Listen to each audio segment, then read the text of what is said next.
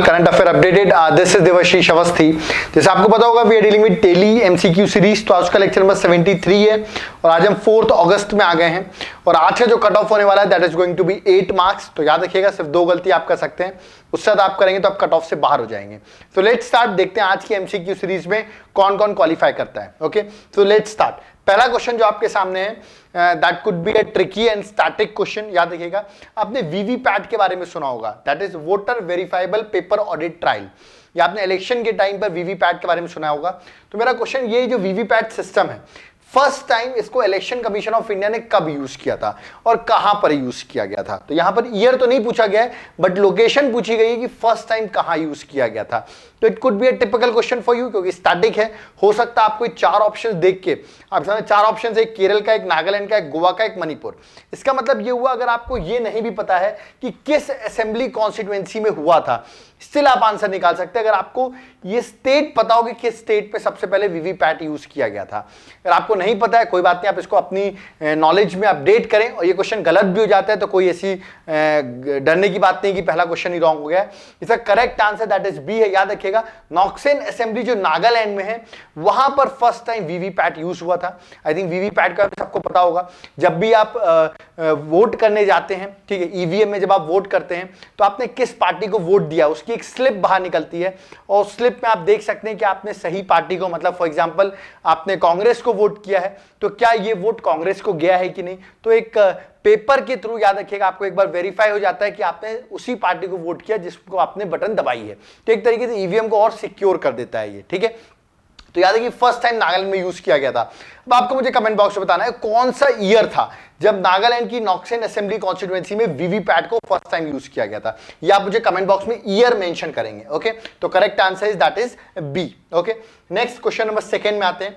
ये मैंने इसलिए पूछा है, बताता हूं मैं क्यों पूछा है, क्योंकि न्यूज में है क्वेश्चन। मैंने यहाँ पे एक जायद मेडल पूछा है। ये जायद मेडल जो है टॉप सिविलियन मेडल है किस कंट्री का, किस कंट्री का टॉप सिविलियन मेडल है। जैसे इंडिया का अगर देखा है तो भारत रत्न है, वैसे जायद मेडल किसका है। ऑप्शन है पाकिस्तान, सऊदी अरेबिया, यूएई या Qatar. These are the 4 options. मैंने क्वेश्चन इसलिए पूछा क्योंकि रिसेंटली ये जो मेडल है ये मिला था हमारे प्राइम मिनिस्टर नरेंद्र मोदी जी को। तो याद रखिएगा इसीलिए बैकग्राउंड में क्वेश्चन इंपॉर्टेंट हो जाता है। तो करेक्ट आंसर आपको मार्क करना है। आई थिंक आपने मार्क कर लिया होगा, डायरेक्ट क्वेश्चन है। यस, द करेक्ट आंसर है सी और इसका आंसर यूएई है। और आपको पता होगा यूएई अभी क्यों न्यूज में है, क्योंकि जो आईपीएल 13 है वो यूएई में ही होस्ट होने वाला है, इसलिए इसका आंसर यूएई भी था। तो मैंने सोचा कि ये हो सकता है ये वाला मेडल जो है पूछ लिया जाए क्योंकि यूएई न्यूज में है। आप मुझे कमेंट बॉक्स में बताइए यूएई की कैपिटल क्या है, ठीक है। प्लीज कमेंट बॉक्स में मुझे मेंशन करिए यूएई की कैपिटल क्या है। तो ऐसे क्वेश्चन देख सकते हैं इनडायरेक्टली, और जिसको यूएई नहीं पता है कहां पर है, प्लीज मैप पे जाकर एक बार यूएई का मैप जरूर देखिए आप। ओके, तो याद रखिए इस बार आईपीएल भी यहीं पर हो रहा है और जायद मेडल जो है हमारे प्राइम मिनिस्टर नरेंद्र मोदी जी को ये मेडल मिला था, it belongs to UAE. Okay, चलिए नेक्स्ट क्वेश्चन में आते हैं। Question number 3, it could be an easy question, क्योंकि अभी 2 टिपिकल क्वेश्चन हो गए तो एक इजी क्वेश्चन बनता है। तो यार कि डायमंड जो चमकता है, याद रखिएगा ब्रिलियंस ऑफ डायमंड, किसकी वजह से वो चमक है डायमंड की। ऑप्शन है interference of light, diffraction of light, polarisation of light या टोटल इंटरनल रिफ्लेक्शन। इन 4 ऑप्शंस में से आपको बताना है। I think it's very easy question, आपने बेसिक फिजिक्स पढ़ी होगी। Maximum students have mark D option. Yes, the correct answer is total internal reflection. Okay, जिसकी वजह से डायमंड की ब्रिलियंस है, मतलब वो चमकता है, रिमेंबर। ओके, तो correct answer is D. Next question number 4 में आते हैं, related to Indian polity. Again a easy question I could say. मैंने एक सिंपल सा एक पॉइंट लिखा है, to cherish and follow the noble ideals which inspired our national struggle for freedom. ये जो पॉइंट मैंने लिखा है, ये जो प्रोविजन मैंने लिखा है, पूछा गया ये प्रोविजन कॉन्स्टिट्यूशन में कहां से लिया गया है। तो आई थिंक अगर आपको पता होगा तो it's very easy question. Option है डीपीएसपी, सेकेंड है फंडामेंटल ड्यूटीज, थर्ड है फंडामेंटल राइट्स, फोर्थ है प्रीएम्बल। तो आई थिंक आपको आइडिया होगा, आपने पढ़ा होगा इसके बारे में, करेक्ट आंसर मार्क कर लिया होगा जिसको आता है। It's very easy question I could say, आपने बेसिक पॉलिटी पढ़ी है तो। Yes, the correct answer that is B, fundamental duties. Okay, आपको पता होगा fundamental duties article number 51 capital A में है, पार्ट नंबर 4 ए में है और इसको हमने यूएसएसआर से लिया हुआ है, दैट इज रशिया से हमने फंडामेंटल ड्यूटीज का कॉन्सेप्ट लिया है, ठीक है। तो आपको मुझे कमेंट बॉक्स में बताना है फंडामेंटल ड्यूटीज जब आया था इंडिया में, ठीक है, तो एक अमेंडमेंट हुआ था जिसके through fundamental duties India constitution में ऐड हुआ था। तो अमेंडमेंट का नंबर आप मुझे कमेंट बॉक्स में बताइए, ठीक है, विच अमेंडमेंट नंबर। ओके, चलिए, तो इसका तो आंसर दैट इज डायरेक्ट है, that is fundamental duties. Okay, next question में आते हैं, क्वेश्चन नंबर 5, और ये भी एक इजी क्वेश्चन है रिलेटेड टू एनवायरमेंट। क्वेश्चन यहां पर पूछा गया है कि जो मेन ऑब्जेक्टिव है वियना कन्वेंशन और मॉन्ट्रियल प्रोटोकॉल का, मेन याद रखिएगा ऑब्जेक्टिव क्या है, ठीक है। तो इंपॉर्टेंट क्वेश्चन हो जाता है। बैकग्राउंड में मैं आपको एक होमवर्क भी दूंगा, वो भी आप कमेंट बॉक्स में बताइएगा मुझे। अभी तो आंसर देख लिए, combat desertification and develop, formulate sustainable mental goals, protection of ozone layer, combat climate change. इन चार में से आपको बताना है। जिसने वियना कन्वेंशन के बारे में नहीं सुना होगा, मॉन्ट्रियल प्रोटोकॉल तो मैक्सिमम लोगों ने सुना होगा, और I think they have marked the answer also. Yes, the correct answer is C, that is it is related to protection of ozone layer. Okay, अब आपको मुझे कमेंट बॉक्स में एक क्वेश्चन बताना है। क्या? देखिए क्वेश्चन क्या है, ढंग से सुनिएगा। वियना कन्वेंशन किस ईयर पे साइन हुई थी और एनफोर्स किस ईयर पे हुई थी? तो दोनों आप मुझे कमेंट बॉक्स में बताइए, वियना कन्वेंशन कब साइन हुई, कब एनफोर्स्ड हुई, ठीक है। सिमिलर मॉन्ट्रियल प्रोटोकॉल का भी आपको मुझे बताना है, किस ईयर में साइन हुआ और कब वो एनफोर्स हुआ। ये दोनों याद रखिएगा, इसके 2 ईयर होंगे, इसके भी 2 ईयर होंगे। कमेंट बॉक्स में जरूर मेंशन करिए, ये इंपॉर्टेंट क्वेश्चन है, घुमा के पूछा जा सकता है आपसे, ठीक है, कि साइन कब हुआ और एनफोर्स कब हुआ, ध्यान रखिएगा। ओके, तो यहां पर जो करेक्ट आंसर था that is option number C. Okay, next question number 6 में आते हैं, और ये क्वेश्चन मैंने थोड़ा सा ट्रिकी पूछ लिया है। आई थिंक एक बार मैं चेक कर लूं, मैंने 5th में ही था ना, मैं हाँ 5th में ही था। अब हम क्वेश्चन नंबर 6 में हैं, ठीक, थोड़ा सा क्वेश्चन ट्रिकी है मैं कह सकता हूं, और जिसके लिए ट्रिकी है तो अब इसके बाद आपका कॉन्सेप्ट क्लियर हो जाएगा। मैंने नॉर्थ से साउथ सीक्वेंस पूछा है बे ऑफ बंगाल का। अब आप कहेंगे किस चीज का सीक्वेंस? 3 चीज का सीक्वेंस पूछा गया है। एक है गल्फ ऑफ मन्नार, दूसरा पाल्क स्टेट, तीसरा पाल्क बे। अब बहुत से लोग इसको अगर पढ़ते हैं तो तीनों पढ़ते हैं इंडिया श्रीलंका के पास में है, ओके, बट अगर नॉर्थ से साउथ अरेंज करने को आ जाए तो हो सकता है ये आपके लिए ट्रिकी हो जाए, ठीक है। इसलिए मैंने पूछा है कि अगली बार कभी एग्जाम में आए तो आप बना सकें ऐसे क्वेश्चंस। ऑप्शंस आपके सामने दिए, इधर उधर कर दिया गया है। 2 बार पाल्क स्टेट आ गए, फिर पाल्क बे है, फिर गल्फ ऑफ मन्नार है।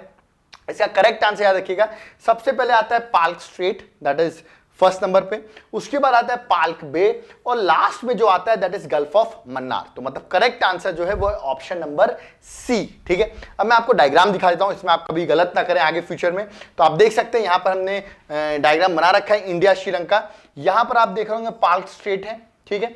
नेक्स्ट आप यहां पर देख रहे होंगे पाल्क बे है, और लास्ट में आप यहां पर देख रहे होंगे that is gulf of Mannar. तो याद रखिएगा, Palk strait then Palk bay then gulf of Mannar. तो कभी नॉर्थ से साउथ अरेंज करने को आए तो आप इन क्वेश्चंस को बना सकें, इसीलिए मैंने क्वेश्चन यहां पर पूछा है। तो करेक्ट आंसर है option number C. Okay, next आते हैं क्वेश्चन नंबर 7, और ये भी एक डिफिकल्ट क्वेश्चन हो सकता है किसी किसी के लिए, क्योंकि यहां पर कुछ लैंडफॉर्म्स लिखे हुए हैं, यहाँ कुछ एजेंट्स लिखे हुए हैं। ये लैंडफॉर्म्स किस एजेंट्स की वजह से बनते हैं? जैसे लोइस है, टोम्बोलो है, पॉइंट बार्स है, मोराइंस है। दीज आर द 4 लैंडफॉर्म्स, और 4 एजेंट लिखे हुए हैं, wind deposit, glacier deposit, river deposit, sea deposit. तो आई थिंक किसी किसी को आइडिया होगा तो मार्क कर सकते हैं, कोई ABCD के साथ ये ऑप्शंस लिखे हुए 1432, 1342, 2341 एंड 2431। ओके, तो दीज आर द 4 ऑप्शंस। आपको मैच द फॉलोइंग करना है। Match the following I think आपने किया होगा, किसी को आइडिया होगा लैंडफॉर्म तो आप मैच कर सकते हैं। बहुत लोगों ने मोराइंस के बारे में पढ़ा होगा, it's very easy. Moraines are the glacier deposits, ठीक है। आप जाके गूगल में इमेज देख सकते हैं मोराइंस का, ठीक है। तो याद रखिए करेक्ट आंसर डी का 2 है। तो डी का अगर 2 है तो लास्ट के 2 ऑप्शन तो कट गए, फर्स्ट 2 बचे, ठीक है। और लॉइस अगर सबको पता होगा that is related to your wind deposit, yes, ठीक है, याद रखिएगा। तो विंड डिपॉजिट से बनता है लॉइस। तो फर्स्ट का ए है, तो अभी भी मैं 2 ऑप्शन में आ गया हूं, फंस गया हूं अभी भी। अब जिसको टोम्बोलो और पॉइंट बार्स के बारे में नहीं पता है, कोई बात नहीं, मैं आपको बता देता हूं। याद रखिएगा यहां पर जो आंसर है वो पॉइंट बार्स जो है दैट इज रिवर डिपॉजिट, याद रखिएगा। और जो टोम्बोलो है याद रखिएगा वो है सी डिपॉजिट। अब आप कहेंगे सर ये किया क्या आपने? तो पहले मार्क कर देते हैं, बी का 4 मार्क किया मैंने, मतलब ऑप्शन नंबर ए मेरा करेक्ट आंसर है, ठीक है। अब मैं आपको बता देता हूं, ये तो क्लियर होगा, लॉइस और मोराइंस तो आपने बहुत बेसिक है पढ़ा होगा, ये दोनों नहीं पढ़ा होगा तो मैं आपको दिखा देता हूं। देखिए ये आप देख रहे हैं, मैं आपको पहले बता रहा हूं टोम्बोलो, ठीक है। ये एक आइलैंड है, ठीक है, ये उसका मेन लैंड है। तो आप देख रहे हो ना यहां पर एक सैंड बार से ये कनेक्टेड है, ठीक है। ये आपने देखा होगा दुबई वगैरह में, अगर डायग्राम में देखा होगा तो इसको हम कहते हैं टोम्बोलो, ठीक है। तो इट्स अ लैंडफॉर्म, रिमेंबर ये सैंड डिपॉजिट हो गया, ठीक है। और दूसरा जो मैंने पॉइंट बार्स बताया, जो रिवर डिपॉजिट मैंने बताया, अब इसमें होगा रिवर मेंडर करती है, ठीक है, रिवर मेंडरिंग करती है। तो जब ये मेंडर कर रही है, आप देखिए रिवर मेंडर कर रही है, तो ये वाला जो पॉइंट है इसका, रिमेंबर मेंडरिंग का, ठीक है, ये वाला जो इधर वाला पॉइंट है, इसको हम कहते हैं पॉइंट बार, ठीक है। तो याद रखिएगा डिपॉजिट की वजह से रिवर जब फ्लो कर रही है, सेडिमेंट्स लाई, तो उसके पॉइंट बार क्रिएट हो जाते हैं, ठीक है, थोड़ा हाइटेड पार्ट क्रिएट हो जाता है यहाँ पे, that is known as point bar. तो यार रिवर डिपॉजिट की वजह से क्रिएट हो रहा है और ये सैंड डिपॉजिट की वजह से, ठीक है। तो आई थिंक आपको करेक्ट आंसर आपने मार्क कर लिया, फिर से आप देख सकते हैं। टोम्बोलो जो है दैट इज सी डिपॉजिट, मतलब सी में जो सैंड है उसकी वजह से डिपॉजिट हो रहा है, और जो पॉइंट बार्स है वो याद रखिएगा that is river deposit, okay. तो सैंड डिपॉजिट मतलब सी के ही डिपॉजिट से जो सैंड मिल रही है उससे बन रहा है वो, ठीक है। तो यहां पर हमारा क्वेश्चन कंप्लीट हो जाता है, option number A. Question number 8 जो है ये बहुत लोग का गलत हो सकता है, ठीक है। वैसे मैंने पढ़ाया हुआ है, लेकिन जिन्होंने पॉलिटी नहीं पढ़ी होगी उनके लिए टिपिकल है, ठीक है। नहीं पढ़ी है तो मेरा मानना है प्लीज डिस्क्रिप्शन बॉक्स में जाइए, हमारे वेबसाइट को विजिट करें, वहां बहुत से कोर्सेज मेंशन है, पॉलिटी कोर्स को देख सकते हैं आप, कंप्लीट कोर्स को भी देख सकते हैं, आपके लिए बेनिफिशियल होगा। तो यहाँ पे क्वेश्चन जो पूछा गया है, यहाँ पे रिक्वायरमेंट्स पूछी गई हैं, किसी भी मेंबर को अपॉइंट किया जाता है मेंबर ऑफ फाइनेंस कमीशन। तो कौन सी वो कंडीशन जिसकी वजह से मेंबर ऑफ फाइनेंस कमीशन बन सकता है? पहला है सुप्रीम कोर्ट जज की तरह उसका क्वालिफिकेशन होनी चाहिए। दूसरा फाइनेंशियल मैटर और एडमिनिस्ट्रेशन रिलेटेड उसको एक्सपीरियंस होना चाहिए। थर्ड स्पेशल नॉलेज होनी चाहिए इकोनॉमिक्स के लिए। These are the four third three options. आपको ऑप्शंस दिए 1 2 3 1 2 2 3 या 1 3, which of the following are the correct. Finance commission के बारे में आपको बताऊंगा, आर्टिकल नंबर 280 के अंदर फाइनेंस कमीशन स्टैब्लिश करता है प्रेसिडेंट एवरी 5 ईयर, ओके। अब इसकी जो मेंबर की क्वालिफिकेशन है ये आपको पता होना चाहिए। तो पहला स्टेटमेंट रॉन्ग है, याद रखिएगा। सुप्रीम कोर्ट की जज की क्वालिफिकेशन नहीं होनी चाहिए, हाई कोर्ट के जज की क्वालिफिकेशन होनी चाहिए। जिसको लग रहा होगा कि सुप्रीम कोर्ट है तो गलत है आंसर, क्योंकि जज से रिलेटेड है, फाइनेंस कमीशन में क्या यूज होगा। हाई कोर्ट जज की क्वालिफिकेशन होनी चाहिए, ये मेंशन है, याद रखिए। तो अब यहाँ सुप्रीम कोर्ट है इसलिए गलत हो गया स्टेटमेंट। रेस्ट दोनों स्टेटमेंट जो सेकंड और थर्ड है वो करेक्ट है, रिमेंबर। तो ऑप्शन इसका करेक्ट होता है, that is option number C, okay. तो याद रखिएगा, ये आपको याद होना चाहिए कि मेंबर्स ऑफ फाइनेंस कमीशन की क्या क्या कंडीशंस होती हैं for the appointment, okay. Appoint कौन करता है? Of course president of India, okay. Next question में 9th में आते हैं। इंपॉर्टेंट इसलिए है क्योंकि अभी रफाल आया, वो आपको पता होगा फ्रांस से आया है। तो वैसे ही न्यूज में कुछ दिनों पहले याद रखिए, इंडियन एयरफोर्स ने रिसेंटली एक्वायर किया है AH-64E, जिसको आप कह रहे हैं अपाचे गार्जियन हेलीकॉप्टर, ठीक है। तो ये जो हेलीकॉप्टर अपाचे गार्जियन हेलीकॉप्टर, ये किस कंट्री ने बनाया है? ठीक है, ये हेलीकॉप्टर इंडिया ने एक्वायर कर लिया है, ठीक है। तो किस कंट्री का है? जैसे आपको रफाल तो आपको पता होगा, तो इसलिए मैंने बैकग्राउंड में क्वेश्चन ये पूछा है। ऑप्शन है इंडिया, रशिया, फ्रांस या USA। तो करेक्ट आंसर आपको मार्क करना है। बहुत लोगों ने इसमें फ्रांस लगाने की कोशिश की होगी या रशिया लगाने की कोशिश की होगी, आंसर रॉन्ग है। इसका करेक्ट आंसर है D, that is USA। Remember, Apache के नाम से आई थिंक किसी को पता भी होगा। दीज आर द हेलीकॉप्टर्स, आप देख सकते हैं यहाँ पर इमेज में बना हुआ है, ठीक है। तो रिसेंटली इंडियन एयरफोर्स ने इसको एक्वायर किया हुआ है, ठीक है। और लास्ट क्वेश्चन, चलते चलते इजी क्वेश्चन होना चाहिए, एक इंपॉर्टेंट क्वेश्चन है, ट्रेन से रिलेटेड क्वेश्चन है। ट्रेन भी आप देख रहे होंगे, वो ट्रेन यहाँ पर बनी हुई है। क्वेश्चन ये है, which of the following is the name given by the Indian railway to the indigenous manufacture train 18। Train 18 नाम था इसका, इसको रिसेंटली याद रखिए, इसको नाम दिया इंडियन रेलवे ने। तो कौन सा रिसेंटली उसको नया नाम मिल गया ट्रेन 18 को? ऑप्शन है Humsafar express, Vande Bharat express, Ananya express या गतिमान एक्सप्रेस। तो these are the 4 options. Important question है, डायरेक्टली मार्क कर दिया होगा ट्रेन 18 देखते ही वंदे भारत एक्सप्रेस, जो कि न्यूज में भी थी। Yes, the correct answer is B, that is Vande Bharat express, okay.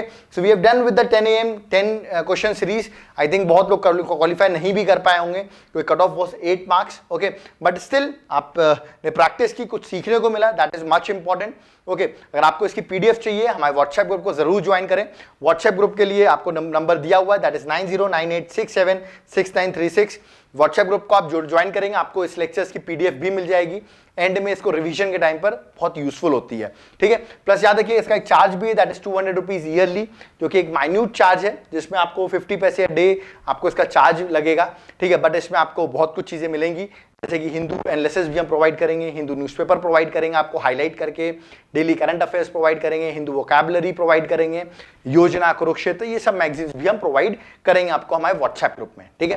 तो हमारे व्हाट्सएप ग्रुप को जरूर ज्वाइन करें, नंबर डिस्क्रिप्शन बॉक्स में मेंशन है, आप वहां से नंबर ले सकते हैं और ग्रुप को ज्वाइन करने के लिए हमसे रिक्वेस्ट कर सकते हैं, ओके। प्लस जो मैंने आपसे क्वेश्चंस पूछे हैं, जरूर कमेंट बॉक्स में कमेंट जरूर करते रहें।